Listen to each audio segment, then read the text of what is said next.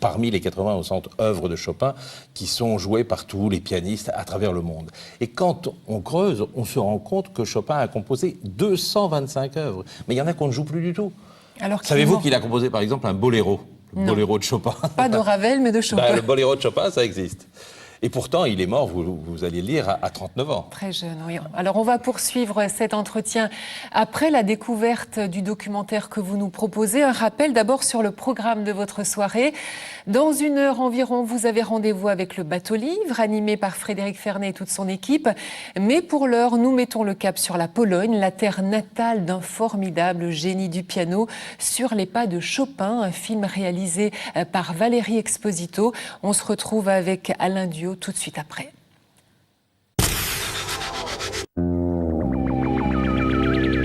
Parce que le monde bouge, suivez Sur les pas d'eux avec le CIC.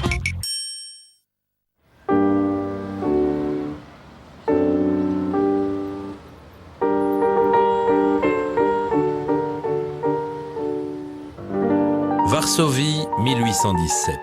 Un enfant de 7 ans fascine ses camarades qui se serrent autour du piano pour l'écouter jouer. Bientôt, les adultes aussi s'approchent et écoutent comme suspendus aux doigts de cet enfant. Il s'appelle Frédéric Chopin. À 7 ans, il sait déjà improviser de petites mélodies, composer même une première pièce, une polonaise. Et tout va très vite. À 8 ans, il donne son premier concert au palais Radziwiłł. Le lendemain, le quotidien de Varsovie lui consacre un article élogieux. On parle de lui dans les salons, on l'invite chez les princes, le grand-duc Constantin lui-même veut l'entendre. Varsovie a son petit Mozart.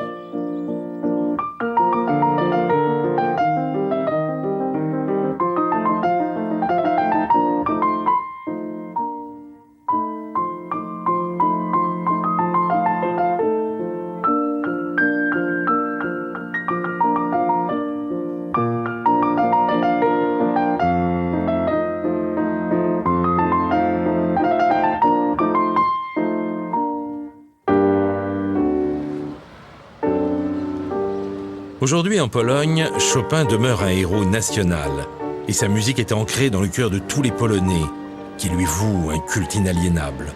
Tout ce qui touche à sa mémoire est sacré et dans le musée qui lui est dédié au palais Ostrowski, chaque objet est chargé d'histoire. D'un de ses pianos au moulage de sa main ou de ce bracelet qui a appartenu à sa sœur, à cette montre en or offerte par la cantatrice Angelica Catalani devant laquelle il a joué et improvisé. Mais les objets les plus précieux sont conservés dans la réserve, un véritable trésor national dont la conservatrice du musée a la garde. Regardez comment la découverte de quelques-uns de ces trésors illumine ces deux passionnés de Chopin. L'une, Johanna Maria Lawrinowicz, est pianiste, l'autre, Marita Alban-Roez, est une jeune musicologue. Le cahier de calligraphie de Chopin. Il est divisé en plusieurs exercices. Cela nous permet de pénétrer encore plus l'intimité de Chopin. C'est vraiment magnifique. C'est super, je suis contente. Est-ce que je peux voir ce qu'il y avait avant? Ici, c'est en allemand. Et là, ce sont les caractères cyrilliques, nos préférés. Récemment, nous avons reçu au musée une pièce exceptionnelle dont personne ne connaissait l'existence.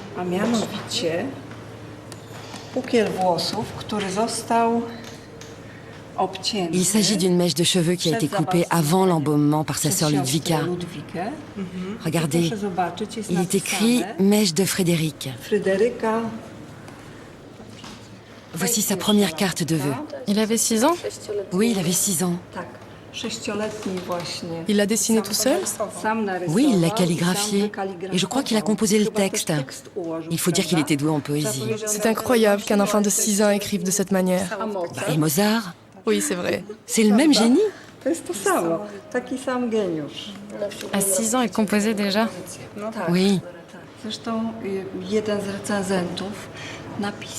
Un critique a d'ailleurs écrit, et c'était encore à Varsovie, d'ailleurs Chopin en riait, il a écrit que Mozart est pour les Allemands ce que Chopin est pour les Polonais. Et lui disait « Mais non, c'est impossible !»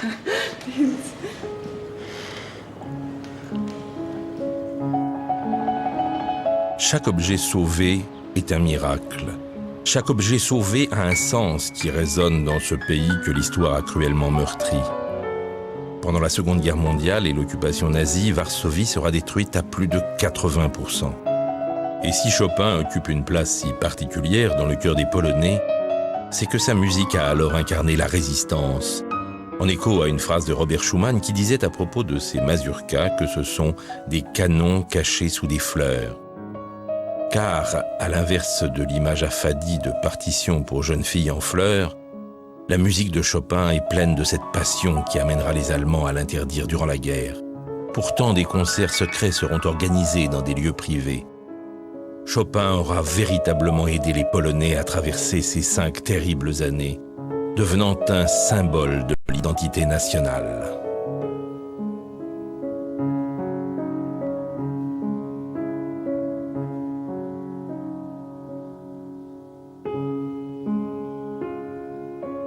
Tout commence à Żelazowa Wola, à une 60aine de kilomètres de Varsovie, en plein cœur de la Mazovie. C'est ici que naît Frédéric Chopin, le 1er mars 1810. On peut aujourd'hui s'imprégner de l'atmosphère du parc où Chopin aimait tant se promener durant sa jeunesse. Ou bien, assis sur des bancs devant la maison, écouter la musique s'échapper des fenêtres en rêvant que c'est Chopin lui-même qui joue.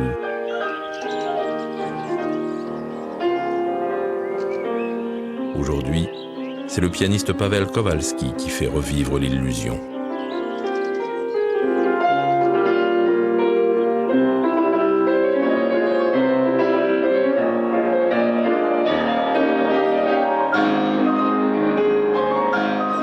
La jeune intendante de la maison, Justynia, va y rencontrer le père de Frédéric, Nicolas Chopin, qui a quitté la Lorraine à 16 ans pour la Pologne où, après de nombreuses vicissitudes, il est engagé ici comme précepteur des enfants de la comtesse Skarbek. Il se marie en 1806, mais très vite, le couple déménage à Varsovie, au palais de Saxe, avec le petit Chopin et sa sœur aînée Ludwika. Ce palais de Saxe abrite le lycée, Nicolas y devient professeur et il y ouvre une sorte de pensionnat dans lequel Frédéric va vivre avec ses 3 sœurs et va progresser à grands pas dans l'apprentissage du piano et puis découvrir Bach et Mozart qui demeureront ses références constantes. Autre référence constante de Chopin, la musique populaire qu'il découvre quand à 14 ans, il revient dans la maison de son enfance, à Żelazowa Wola.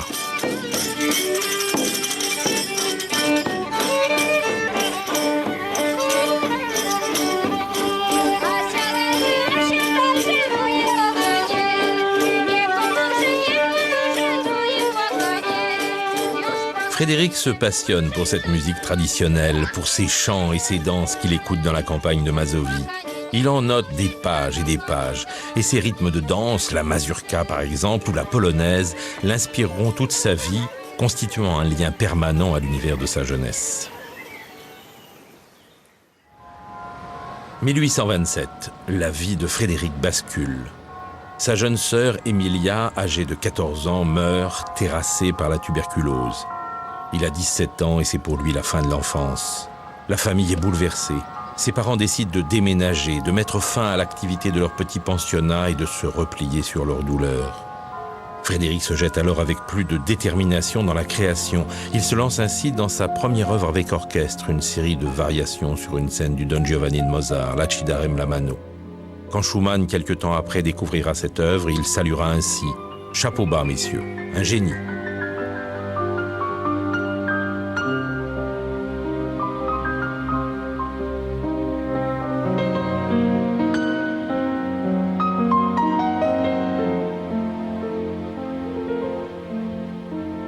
En 1829, à 19 ans, Chopin connaît son premier amour pour une élève de la classe de chant du conservatoire de Varsovie. Elle a 19 ans comme lui, le visage pensif, une voix exquise. Elle s'appelle Constance Gladowska. Frédéric l'entend, il s'enflamme, mais il n'ose pas se déclarer. Et c'est littéralement pour ses beaux yeux qu'il compose alors le tendre deuxième mouvement de son concerto pour piano numéro 2. Hélas, la belle n'entendra pas cette lettre d'amour cachée dans les notes.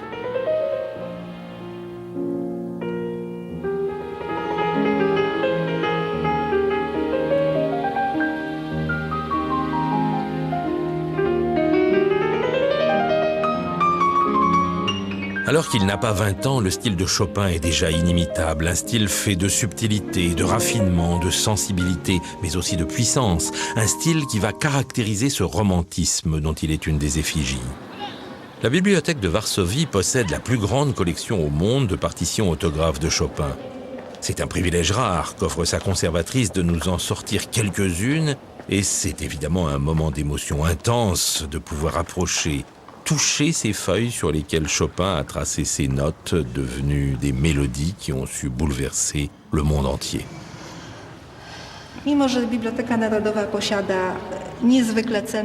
Même si la Bibliothèque nationale possède des collections exceptionnelles des siècles antérieurs, les manuscrits de Chopin en sont le trésor le plus précieux. On les montre très rarement.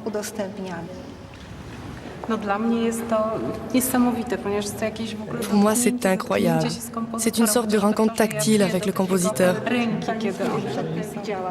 Le simple fait de sentir le toucher de sa main au moment où il a écrit ça, c'est la première fois que je vois ces partitions. C'est vraiment...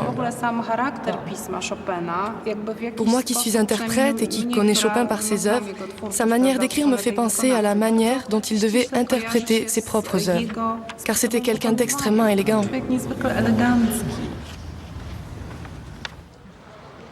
Comprendre l'œuvre de Chopin pour l'interpréter au plus près de ce que souhaitait le compositeur, c'est ce à quoi s'attelle l'Académie de musique de Varsovie, une des plus prestigieuses écoles de musique d'Europe, qui attire des musiciens venus du monde entier.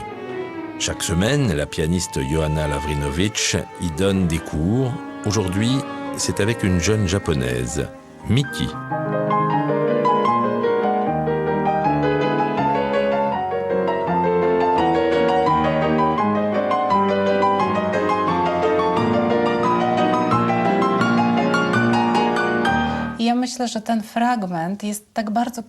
Je trouve ce passage vraiment très émouvant. C'est comme après un grand désespoir, un grand drame. On continue à ressentir la douleur au plus profond de soi, même si on est redevenu calme. On est redevenu calme et pourtant on est comme après des pleurs. En polonais, on dirait après des sanglots. Le sanglot, c'est quelque chose de plus fort que les pleurs, quelque chose qui remue l'être de l'intérieur. Et je pense que ces pauses, ici, expriment ce sentiment. Je pense, mais je n'en suis pas sûre, et personne ne peut réellement savoir, que Chopin les a écrites pour exprimer cet état de choc intérieur après un drame. L'état de quelqu'un qui a vécu quelque chose de très profond et de dramatique.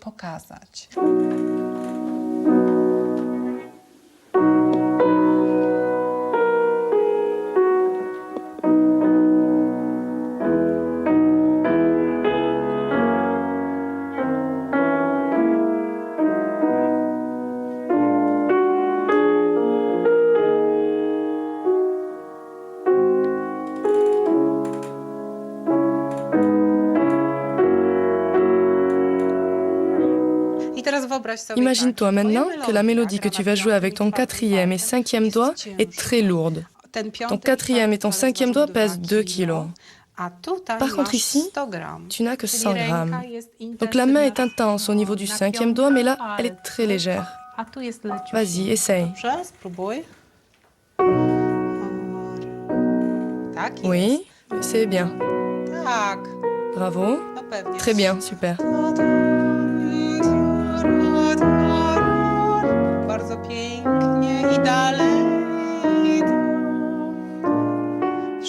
Pendant toute sa vie, Chopin a été fasciné par l'opéra. Cela a eu une grande influence sur sa composition.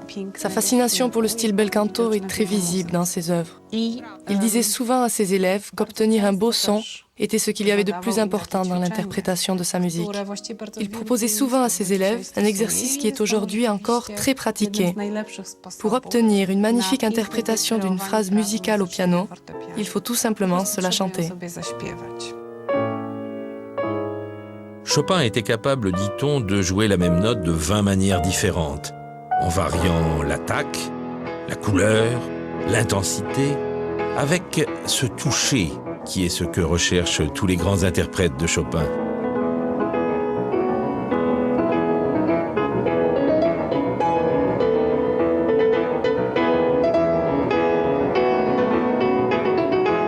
Durant ses années d'adolescence, Chopin fait quelques voyages à Berlin et à Vienne où il se produit avec succès.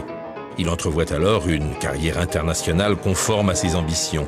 Mais en même temps, il se passionne pour la politique et passe des heures avec ses amis artistes ou journalistes, tous pétris d'un fervent nationalisme polonais. Ensemble, ils agitent des idées subversives, ne rêvant que de libérer la Pologne du joug russe par tous les moyens, même les plus violents. Pourtant, le 2 novembre 1830, il quitte Varsovie pour Vienne, sans savoir qu'il n'y reviendra jamais. À la fin novembre, il apprend que Varsovie est en feu. C'est le début de l'insurrection qui sera impitoyablement écrasée par les troupes du tsar. Chopin est bouleversé, c'est par la musique qu'il exprimera sa colère avec une sorte de tornade musicale, sa célèbre étude révolutionnaire.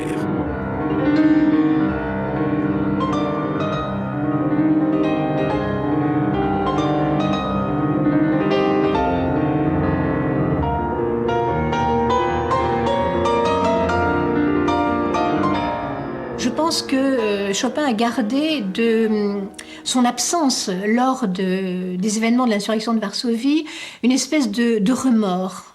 Il a considéré qu'il avait choisi l'art contre l'engagement. Il aurait pu rentrer à Varsovie.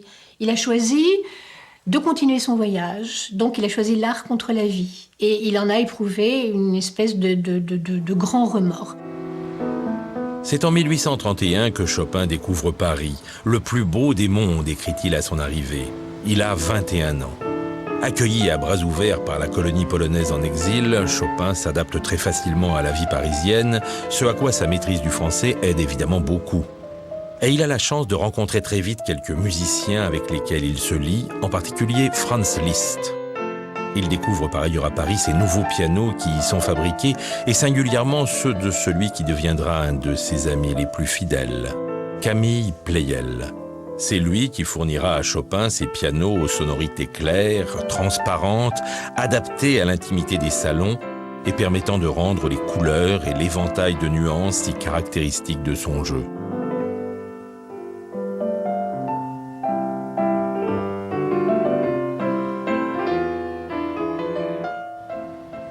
C'est en 1832, le 26 février exactement, ici, dans le salon Pleyel, 9 rue Cadet, que Chopin donne son premier concert parisien.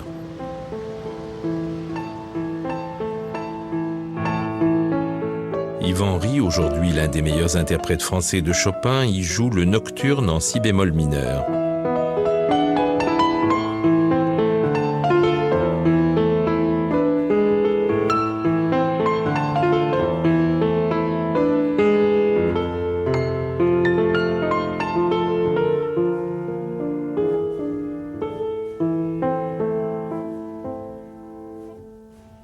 C'est la première fois qu'on transporte un piano dans ce salon et qu'on le fait entendre, et ce n'est pas n'importe quel piano. Tout à fait, mais écoutez, je peux vous dire que c'est très émouvant et que je n'aurais pas laissé même à l'accordeur le soin d'être le premier à faire les notes sur ce piano.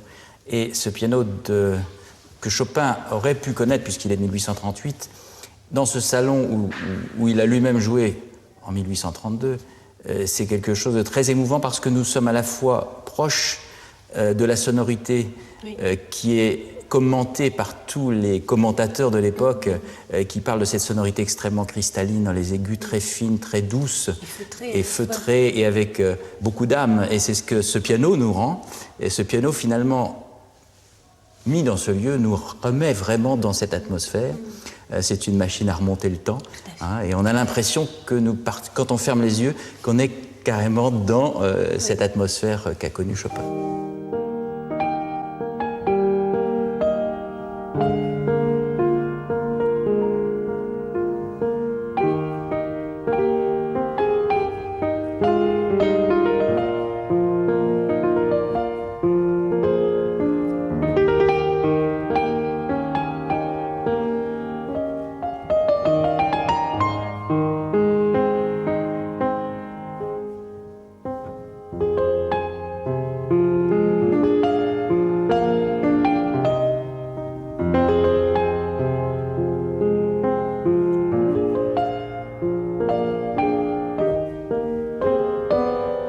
quand même se rappeler que Chopin était totalement inconnu à Paris à cette époque-là.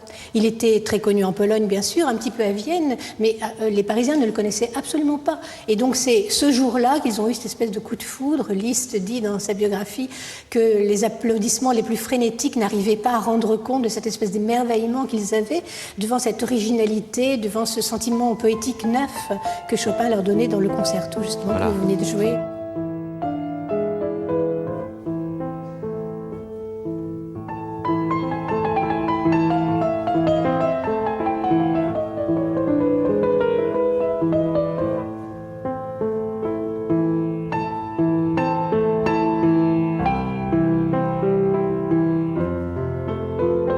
Cet instrument, bien, c'était son double, c'était son prolongement en quelque sorte, comme une espèce de prothèse d'un génie musical. Chaque fois que Chopin se déplaçait, que ce soit à Majorque, que ce soit en Angleterre, que ce soit en Écosse, ou même quelquefois pour un voyage de 48 heures à Bruxelles, Pleyel lui envoyait un piano parce qu'il avait besoin d'un instrument à sa disposition en permanence. Il faut savoir que Chopin composait sur le piano, directement sur le clavier, et non pas sur le papier, comme le faisait Mozart.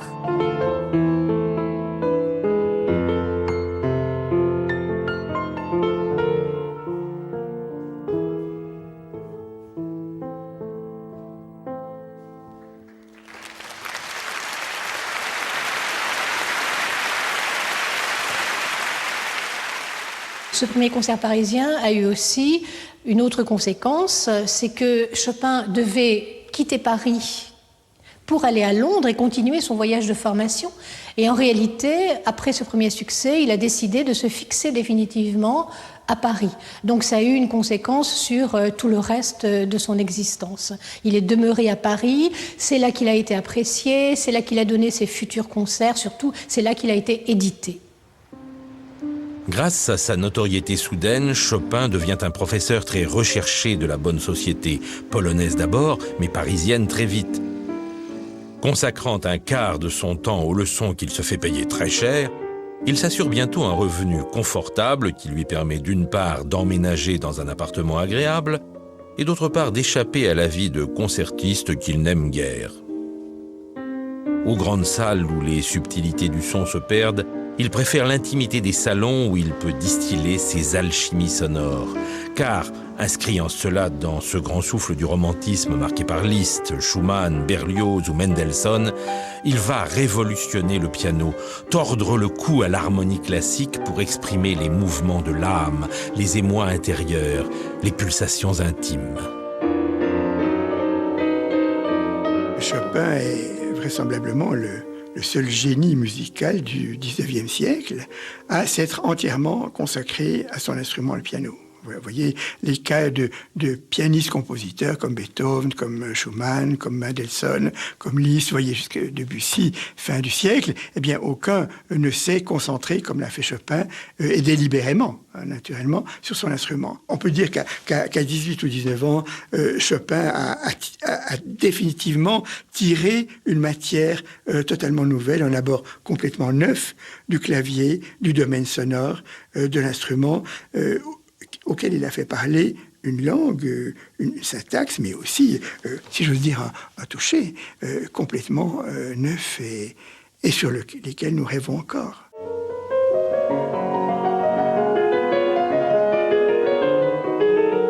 Sans cesse, sans véritable chercheur, Chopin creuse la sonorité, invente des formes nouvelles, comme la ballade, une sorte d'improvisation composée, ou en approfondit d'autres, comme le nocturne, qui s'accorde à la douceur chuchotée de la nuit. Parvenant à donner à ses pièces brèves une densité dans la subtilité, une intensité intérieure qui ne cherche en aucune façon à décrire un paysage ou tout autre support réaliste ou littéraire, mais à simplement exprimer l'émotion.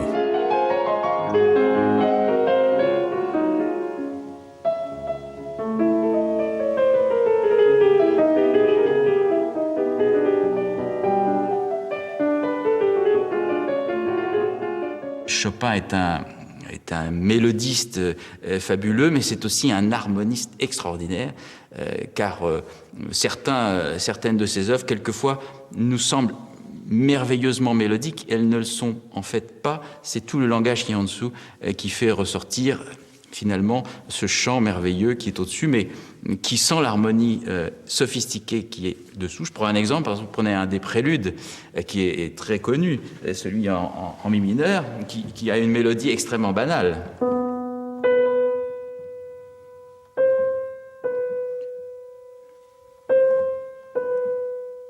On peut dire que c'est pas le charme de la mélodie qui fait la musique. Et si on prend ensuite l'harmonie qu'il a mis en dessous,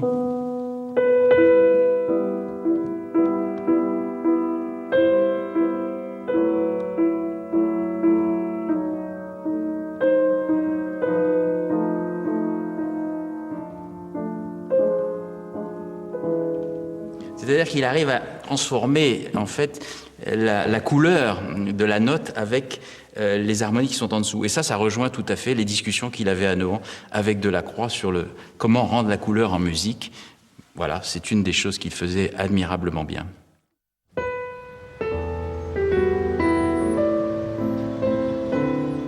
Cette musique novatrice séduit très vite les salons parisiens, ainsi que, bien sûr, les Polonais en exil pour lesquels Chopin devient bientôt une référence absolue. Il se retrouve régulièrement ici, à l'hôtel Lambert, au bout de l'île Saint-Louis, où il s'enflamme dans des débats passionnés sur l'avenir de la Pologne. En 1834, Chopin fait un choix lourd de symboles. Il refuse de recevoir le passeport russe qui revient à tous les Polonais puisque le pays est occupé. Tout retour dans son pays lui est désormais interdit.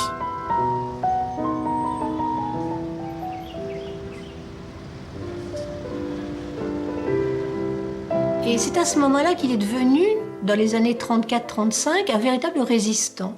C'est-à-dire qu'il a considéré qu'il devait être un témoin, au sens grec du mot martyr. Hein, le martyr de la Pologne, c'est ça aussi. Hein, la Pologne témoignait de ce que pouvait être l'autoritarisme russe. Et donc, à ce moment-là, il s'est servi de son œuvre pour protester. Ses contemporains ont très bien compris cela. Hein. Schumann, on connaît la fameuse déclaration « La musique de Chopin, ce sont des canons enfouis sous les fleurs ». Son élève Lenz disait que c'était un pianiste politique. Et effectivement, il faisait une espèce de propagande, si vous voulez. Hein.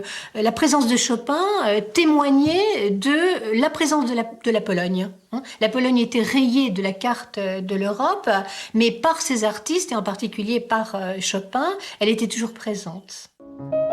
C'est en 1836, lors d'une réception organisée chez Franz Liszt, que Chopin croise la femme qui va bouleverser sa vie, George Sand, la femme de lettres la plus célèbre d'Europe. Entre eux, la première rencontre est plutôt froide, d'autant que Frédéric est alors épris d'une jeune Polonaise, Maria Wodzinska. Mais au bout de 2 années de manœuvres assidues, Georges parvient à séduire Frédéric. Le 15 avril 1838, pendant qu'il joue dans le salon d'une de ses amies, elle lui fait passer un billet très clair. « On vous adore ». À la fin de l'été, pour vivre leur passion loin des regards indiscrets, Georges et Frédéric partent pour Majorque, flanqués de Maurice et Solange, les 2 enfants de George Sand.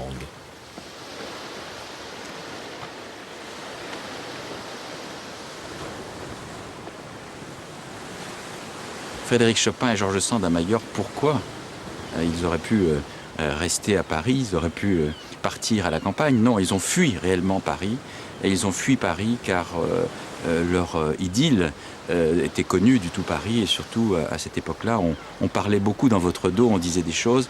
Et évidemment, George Sand entendait circuler beaucoup de rumeurs. Et je crois qu'elle a voulu préserver cette intimité entre eux naissante. Et donc, elle a décidé de partir loin et on lui a donné le conseil de venir ici à Majorque en disant que voilà, l'hiver à Majorque, c'était un endroit idéal où il faisait beau. Le ciel est de turquoise, la mer de lapis-lazuli, les montagnes d'émeraude et l'air est comme au ciel, écrit Chopin à son arrivée. Le couple loue une villa à quelques kilomètres de Palma, dans un endroit isolé, idéal pour préserver l'intimité. Mais la villa s'appelle Sous le vent, ça aurait dû les alerter. Et en effet, le temps se dégrade bientôt et un soir, un orage soudain les saisit durant une promenade. Frédéric prend froid, la fièvre monte. Les 3 meilleurs médecins de l'île se relaient à son chevet. Chopin résume la situation avec humour dans une lettre. Le premier a dit que j'allais crever, le deuxième que j'étais en train de crever, le troisième que j'étais déjà crevé. En fait, on murmure bientôt que Chopin a la phtisie, c'est-à-dire la tuberculose. La nouvelle se répand comme une traînée de poudre dans l'île. Ils doivent alors quitter la villa et se réfugier dans un monastère abandonné, la Chartreuse de Valdemossa.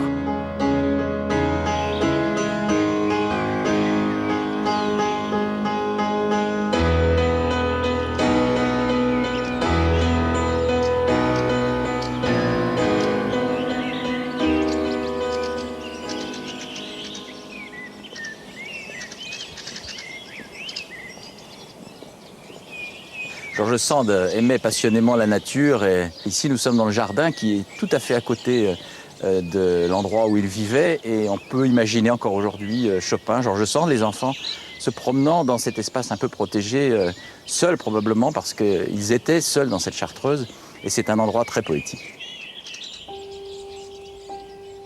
Les moines n'occupent plus le monastère depuis plusieurs années. Georges et Frédéric y louent donc une cellule de 3 pièces, meublée, avec un jardinet donnant sur la vallée.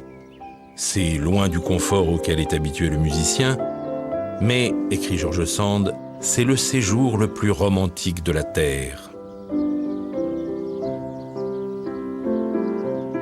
Aujourd'hui, au musée de la Chartreuse, Rosa Kaplonch conserve une des plus grandes collections privées consacrées à Chopin.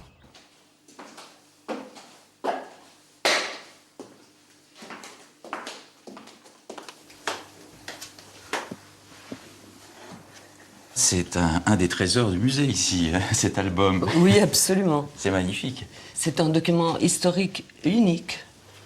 On peut voir comment était la ville de Palma à travers ses dessins.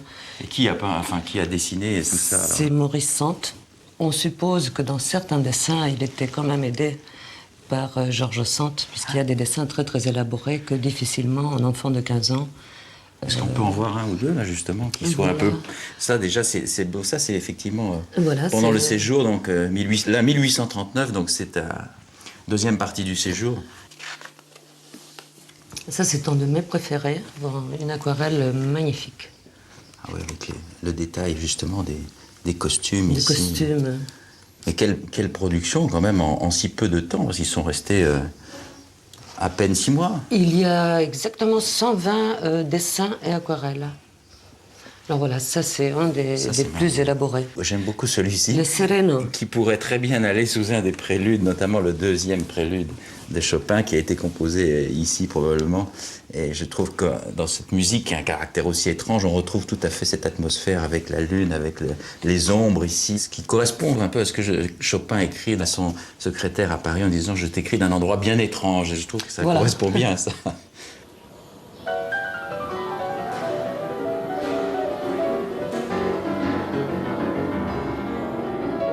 Pourtant, la santé de Chopin ne s'améliore pas.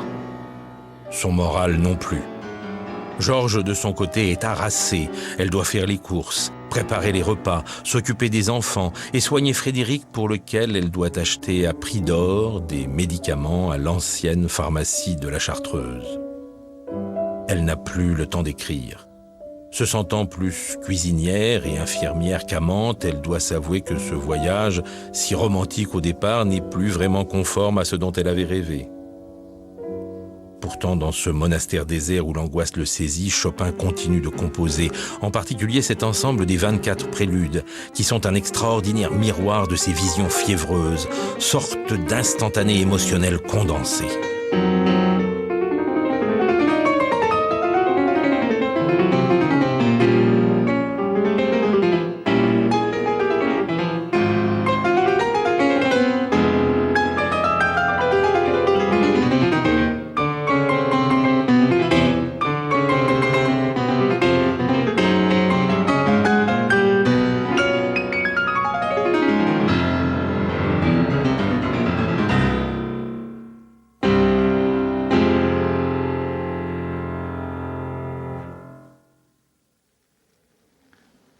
Un de ces préludes composés ici même, c'est quelque chose d'incroyable à jouer ici parce que les murs sont encore imprégnés de la présence de Chopin et on sent dans cette musique qui est tellement bouleversante, tellement angoissée, tellement oppressante, on sent très bien ce qu'il a pu ressentir lui-même dans ce séjour ici. Cette musique, ça donne presque la chair de poule de la jouer ici même.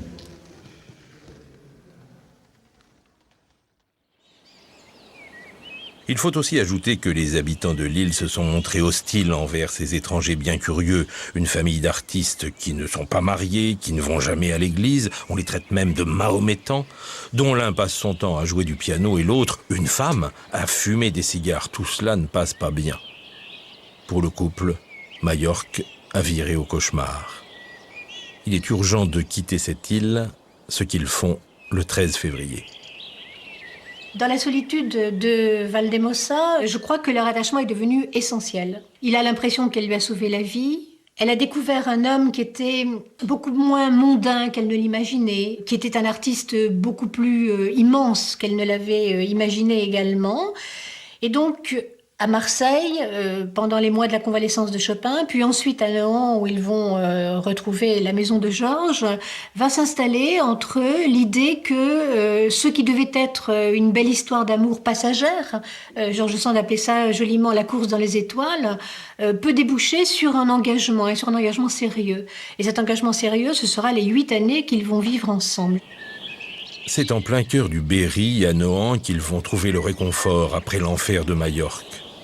Cette maison, dont Georges Sand a hérité de sa grand-mère, fait alors figure de paradis pour le couple. Voilà, nous sommes à Nohant, dans la maison de Georges Sand, où Chopin a composé les 2/3 de son œuvre, une maison qui pour moi est vraiment le lieu magique par excellence, puisque elle est intacte, elle est exactement comme à l'époque où Chopin venait ici l'été, il passait des grands étés d'avril à septembre, et tout ce qu'il a composé ici, ce sont vraiment les grands chefs-d'œuvre de la maturité après les 24 préludes qui ont été les grandes compositions de Majorque.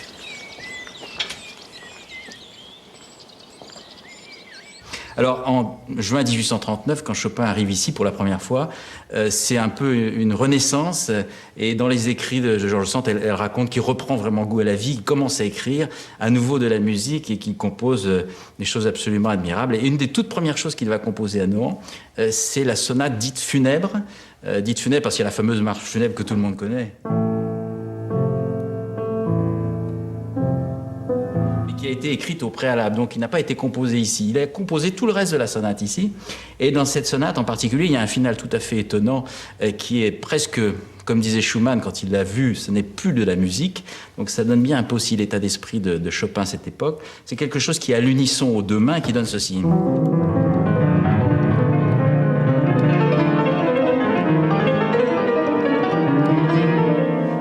Ensuite baptisé le vent dans le cimetière. D'ailleurs, on entend bien le vent.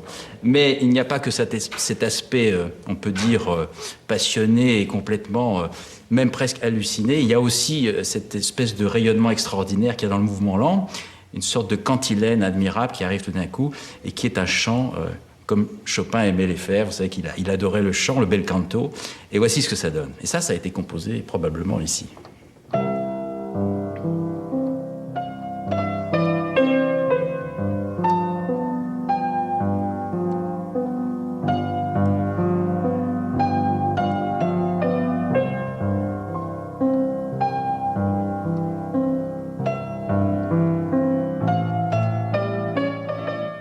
La maison de Nohant apparaît d'emblée idéale à Chopin. Elle est à dimension humaine. C'est un havre de paix, mais aussi d'échange, car Georges y reçoit régulièrement intellectuels et artistes, de Franz Liszt à la cantatrice Pauline Viardot, en passant par Delacroix, qui demeurera un de ses plus fidèles amis et qui a peint son portrait le plus célèbre. Et puis on fait du théâtre à Nohant avec les enfants.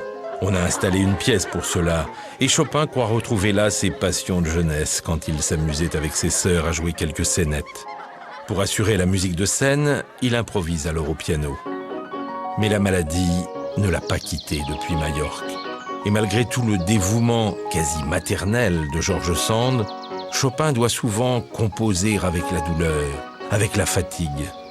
Pourtant, il adore aussi s'amuser avec la compagnie, bien loin de l'image dépressive qu'on lui colle sans cesse. « Ne me parlez pas des gens qui ne rient jamais », écrit-il. « Ce ne sont pas des gens sérieux. » C'était un personnage qui avait une force et une vitalité extraordinaire. Et donc, dans cette musique, il y a aussi bien ce raffinement, cette douceur, qu'on peut entendre, par exemple, dans le prélude à la goutte d'eau.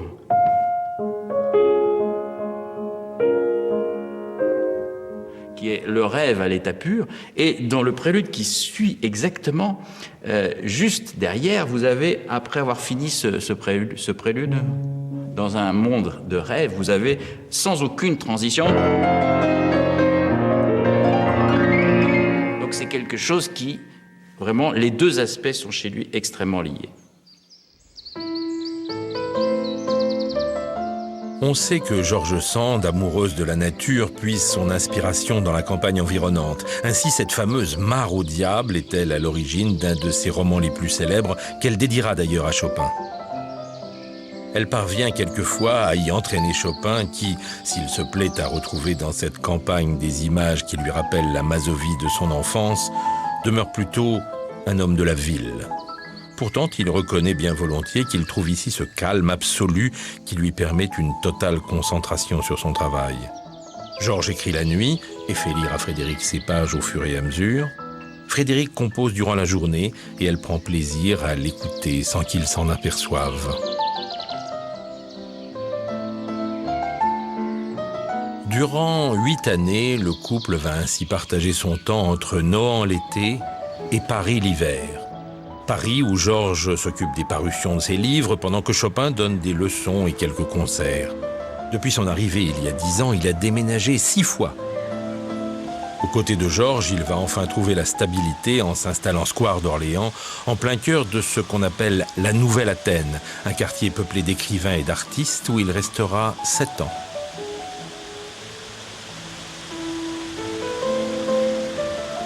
Tout ce que Paris comptait à l'époque de célébrités musicales et artistiques s'est retrouvé ici.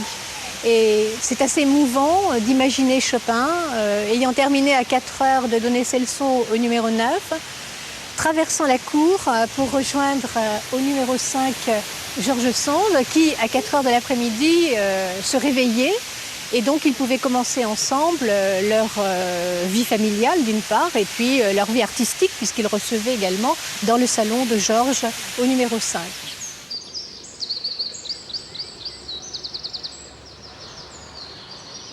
Tout près du square d'Orléans, voici l'hôtel Schaeffer.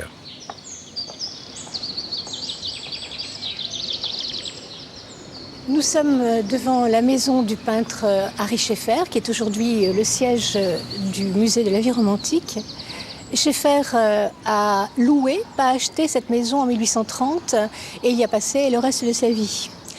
Il a reçu dans cette maison tout ce que Paris et l'Europe comptaient de célébrités, et particulièrement George Sand, mais surtout Chopin, qui est venu jouer à plusieurs reprises dans l'atelier de Scheffer pour des petits concerts privés, et surtout qui a posé au printemps 1847 pour un portrait qui est avec celui de Delacroix, l'un des portraits les plus célèbres de Chopin.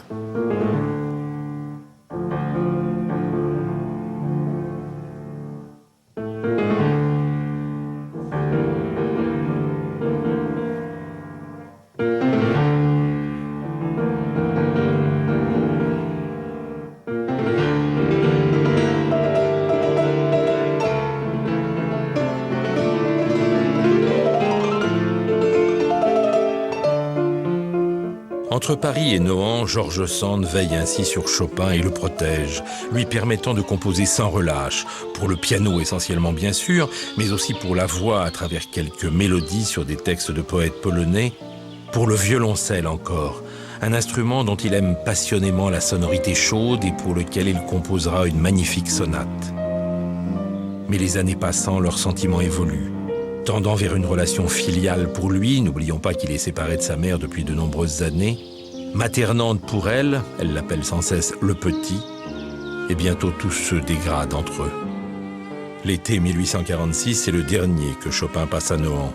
À l'automne, quand il rentre seul à Paris, il ne sait pas qu'il n'y reviendra jamais. Une brouille éclate en effet au sujet de Solange, la fille de Georges, dont Frédéric prend le parti dans une querelle familiale. C'est le signal de la fin pour le couple déjà fragilisé. En juillet 1847, une lettre d'adieu de Georges scelle leur séparation.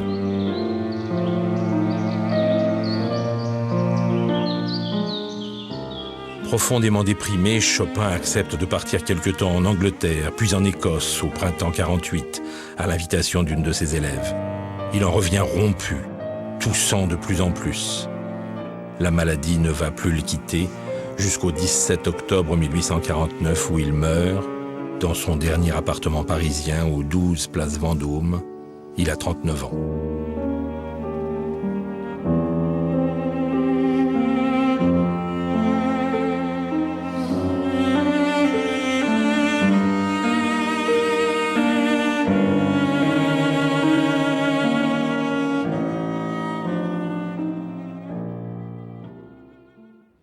Le 30 octobre 1849, la façade de l'église de la Madeleine est drapée de velours noir. 3000 personnes assistent aux obsèques. On joue la marche funèbre de sa deuxième sonate ainsi que 2 de ses préludes en si mineur et mi mineur. Et puis, selon son vœu, le requiem de Mozart.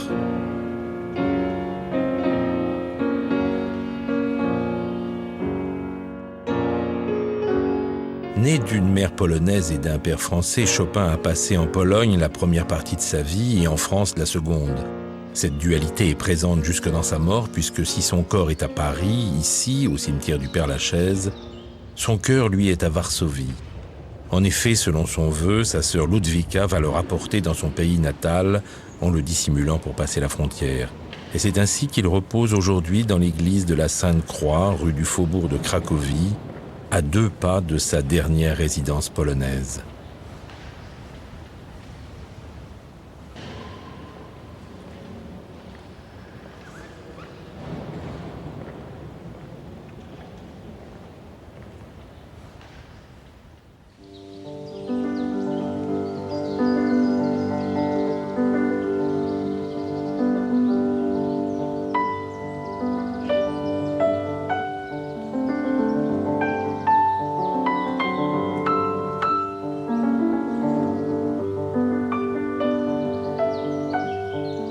La musique de Chopin est partout présente aujourd'hui encore en Pologne.